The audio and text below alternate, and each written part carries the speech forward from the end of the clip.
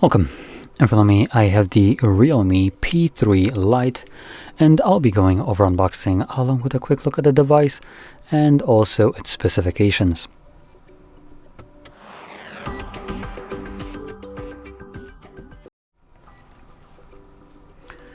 Okay, so let's get straight into this.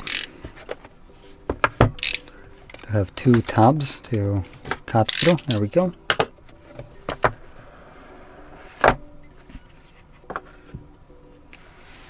Make it real. Okay.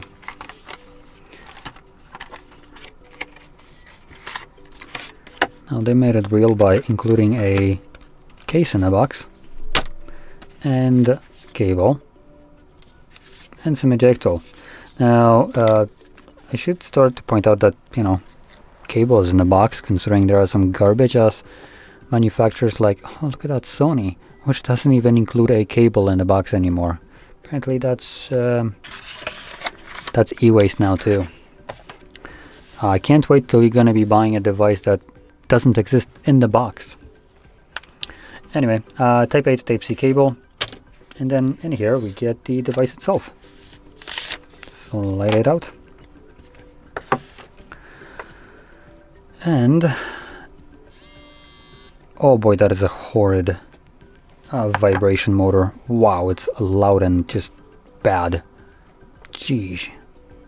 Anyway, apart from that vibration motor, which for some moronic reason they decided to literally introduce you to the device with when you first boot it up and give you like this sour taste in your mouth, other than that, the device doesn't seem that bad. So we have a 6.67 inch display with a resolution of 1604 pixels by 720.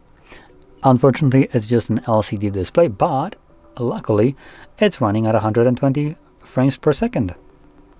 And boy oh boy, is this device kind of slow.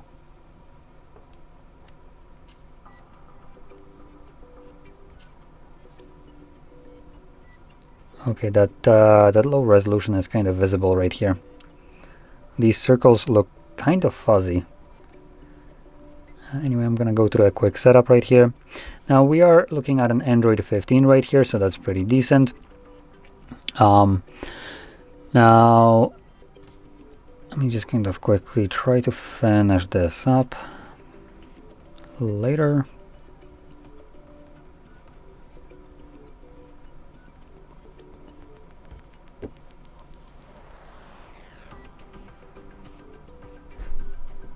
There we go. So now that the device is set up, we can actually get a nice feel of it. So on the home screen, at least with no application installed, it's running pretty smoothly. The Google page just kind of has a bit of a hiccup here, but seems to be working fine now. So anyway, once it loads up everything, it should be running relatively smoothly. Now this is a budget device, like it's as close to budget as it can get without like sacrificing literally everything. So the price rate here is about, where I'm from, about 125 US dollars including tax. So it's a pretty decent price for something that is running 120 frames per second display. We have also 50 megapixel main sensor, and well, that's the only sensor that we get at the back, at least. This is a fake and this is our flash.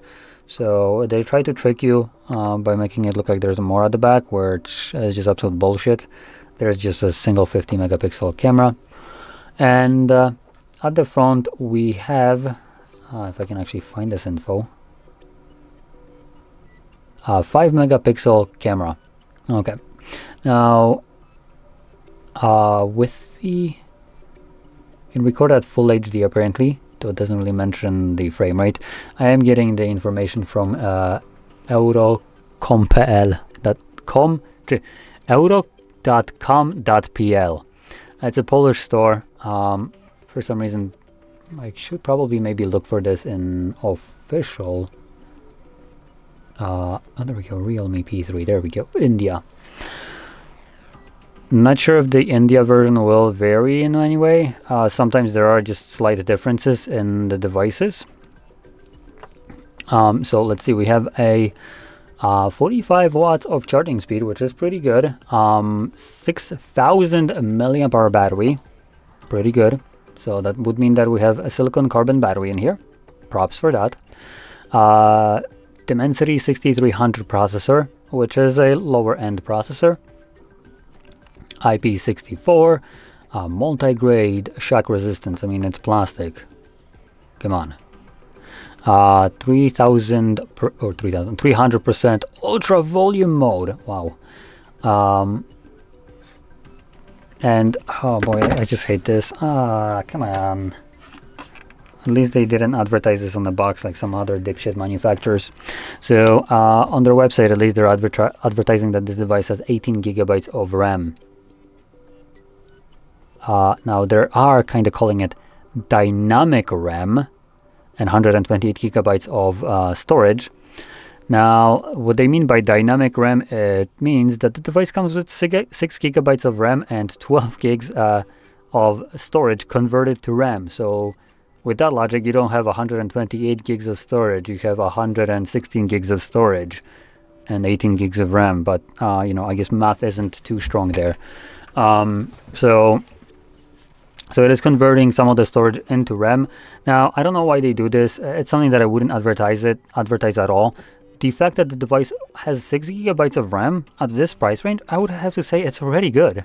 Like, I have no problems here with 6 gigs of RAM. Hell, devices that are 3-4 times more expensive sometimes come with this much amount of RAM. So it's a good enough number. You don't need to artificially inflate it. Be happy that you have 6. Come on. So yeah, anyway, it's a pretty decent device on paper.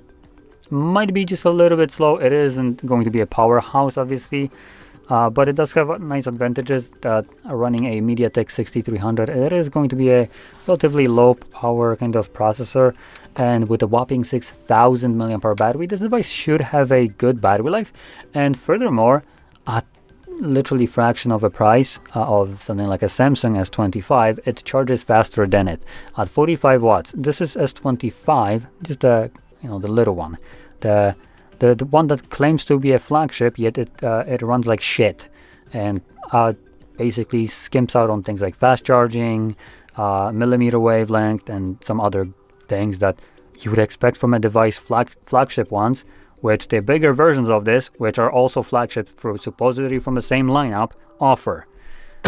So anyway, this device at literally like $125 offers a much faster charging than what my device has, which is pathetic 25 watts.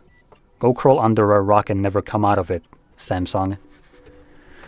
So yeah, honestly, for a budget phone, seems like a solid pick if you're looking for that. Now, I will be completely honest, these kind of devices aren't something that I would be looking for, so I personally like to spend a little bit more and have something that will be much faster than this and offer me some specific things that I look for in a phone. So the reason I'm mentioning that is because even at a lower end, you do tend to have phones that try to stand out in certain things. So as an example, this one has 120 frames refresh rate. It's a good refresh rate for a phone at this price range. It has a whopping 6000 milliampere battery. Again, another positive here. Now, sometimes you can sacrifice something, one of these things, for instance, like high refresh rate, or maybe the 6000 milliampere battery or the 45 watts charging. So you'd either have smaller or slower charging battery, but for instance, have something like AMOLED display. So it really depends on what you are looking for. I'm the person that likes to have my phone charge fast, which kind of makes me question why the hell did I pick up the S25. But anyway, I would like that to, in perfect world, I would like my device to charge fast, but I also like the display to look good. So I would be looking for an AMOLED OLED display with high refresh rate. Here we have LCD, unfortunately, which wouldn't really be the device. And as a kind of what I would be looking for, a device that I would be picking, considering I do have a phone on my mind, it would be the CMF phone Nothing 2 Pro. It's a device that costs, well, twice as much. It's not bullshit around the bush right here. It is going to be significantly more expensive, like 100% more expensive than this. But when you're looking at a bottom, like bottom tier devices, going from like, for instance, $100 to $200 price tag, this isn't that big of a jump in terms of a grand scheme of things. In terms of devices, like shit, devices get up to like $1,800 price range. These are insane prices for phones, and I wouldn't ever recommend really spending that much. But when you consider the fact that normal flagships cost about $1,000, so from 100 to 200, it's not that big of a jump. At least that's how I'm coping, right? So with that being said, CMF phone seems to be much better, obviously, as you would expect from an increased price. And honestly, for $200, this device punches way above its price range. Like, we're talking about, it competes with devices at like $500 price range. So if you're looking for a good device at this like $200, that is something that you can look at. It's a fantastic phone. But like I said, if you're content with not having an OLED display, this phone actually offers a decent package nonetheless. Like the big battery and the 120 Hz refresh rate plus fast charging speed seems to be very good selling point. And another one that some people might overlook, but I think it might be actually worth mentioning at this price range, is the headphone jack. So this device comes with a headphone jack at the bottom. If you want, you can use your headphones that you have on a wire and, you know, enjoy that. Considering you would be looking for a lower end device like this one, chances are you actually might find value in this. But in any case, with that being said, hopefully you found this very helpful. And if you did, don't forget to hit like, subscribe, and thanks for watching.